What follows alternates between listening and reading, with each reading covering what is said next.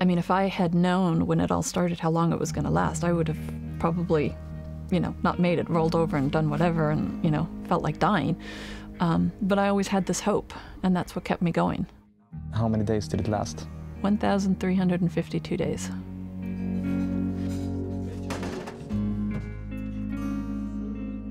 Utanför Uppsala bor Karin och Sergio med Karins 2 döttrar. Karin, som är född i USA, flyttade till Sverige år 2000 och har varit tillsammans med Sergio sedan 2002. De jobbar tillsammans med personal och företagsutveckling. Livet blomstrar.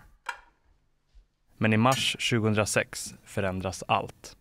Life before 2006 was actually really good. I had moved to Sweden. I grew up in the States and had reestablished myself here. I was raising my kids. I had met a wonderful man, Sergio, that we were in a very serious relationship. And we had a business that was growing, and it was just a really exciting time. It was a time of my life when things were in the flow and we were ready to expand our business.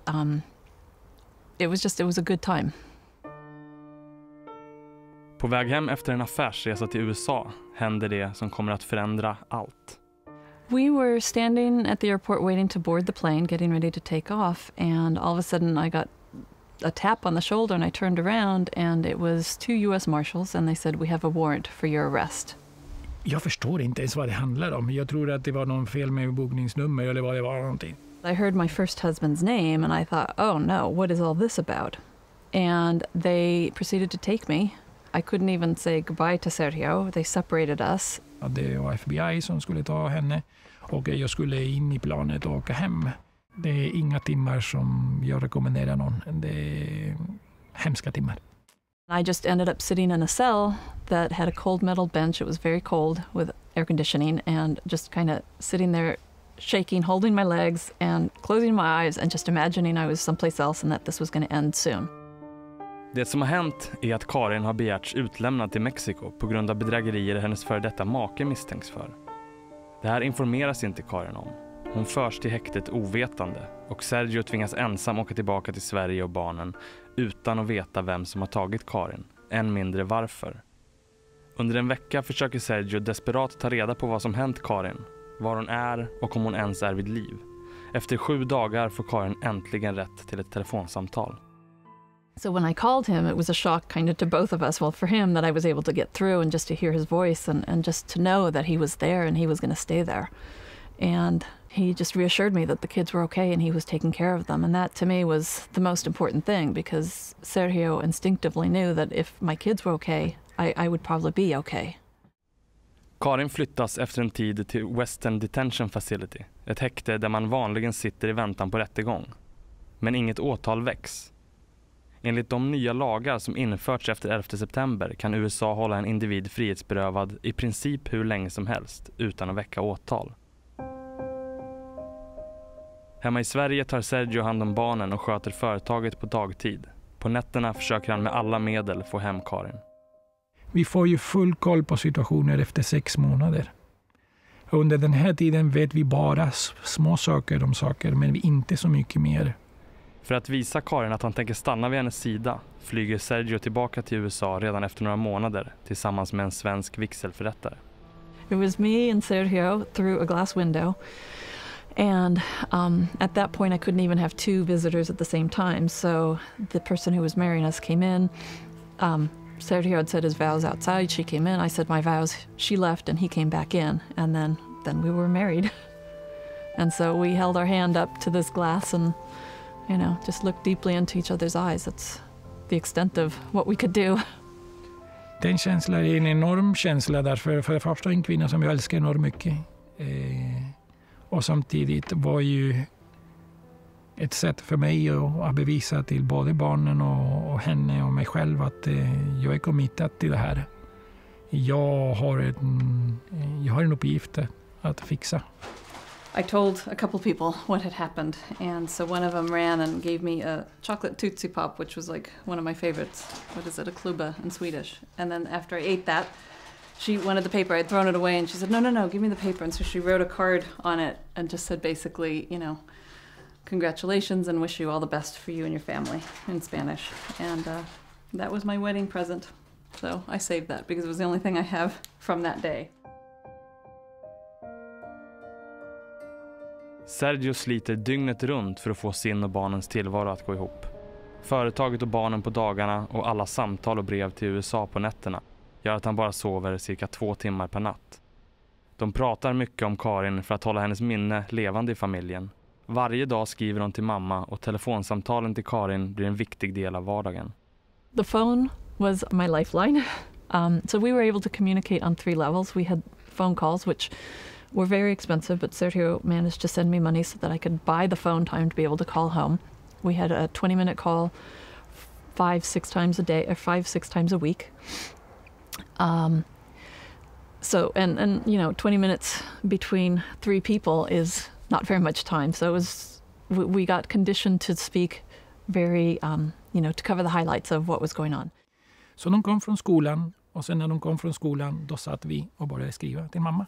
Var och en av oss satt i sin stol och började skriva en timme på vad som hade hänt och vad som vi skulle veta. Dagar blir till veckor, veckor till månader, månader till år. Det hårda livet i häktet tvingar Karin att utvecklas och hon söker sig allt mer in i litteratur och andlighet. I had to shut my thoughts off and switch over to my family, my kids, the love that I have for them. I don't know, I call it a boot camp where, you know, I had to really train, the mental training of staying focused on the positive things and being home with my family. But when those hard days came, like the birthdays and the holidays, it was really hard not to get depressed at that time. I started to write these series of books that kind of described the different topics that I was learning about. And I sent them home to Sergio, and he would sit down and read them to my daughters. And they started to learn all the things that I was learning to cope and manage through these very difficult times, because they were going through a hard time as well. Efter nästan 4 år kommer det till slut en ljuspunkt. Karins fall ska tas upp till förhandling. They basically just said they closed all the cases. Everything was dropped, all charges dropped, totally exonerated, and I was free to go home. Did someone tell you that they were sorry? No. It is what it is. The legal system is dysfunctional, and you know, there isn't a whole lot you can do about it at this point. I was just so focused on getting home and being with my kids. That was the biggest priority for me, just to see them again.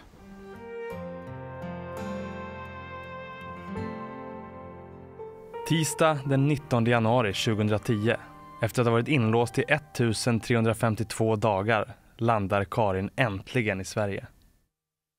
När dörrarna öppnades som i Arlanda och hon kom fram och hon sprang till mig och jag sprang till henne.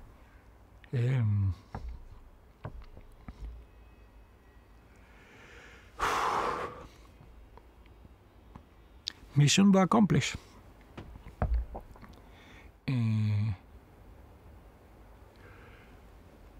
Det var enorm glädje. Det var många herrans dagar. You know, I said, take me home, and we went in the car and went home, and then the girls were coming home from school.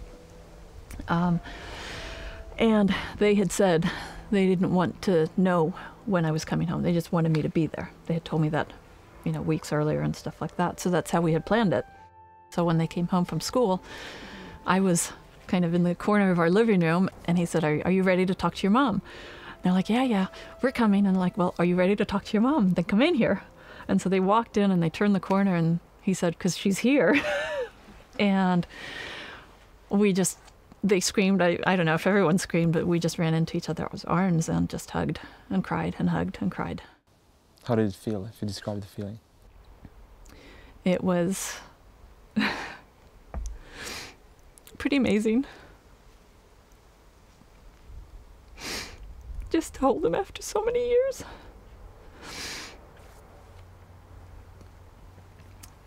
It was very incredible.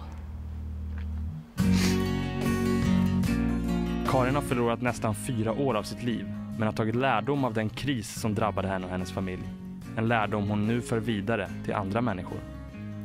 I don't feel bitterness because I've chosen not to feel bitterness.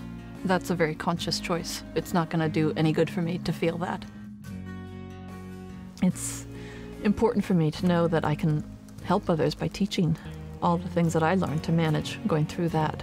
And so that has really become my life mission now, is bringing joy into people's lives and teaching them how, you know, they can feel good and be happy regardless of what's happening in their lives. Martha Stewart. I'm Martha Stewart.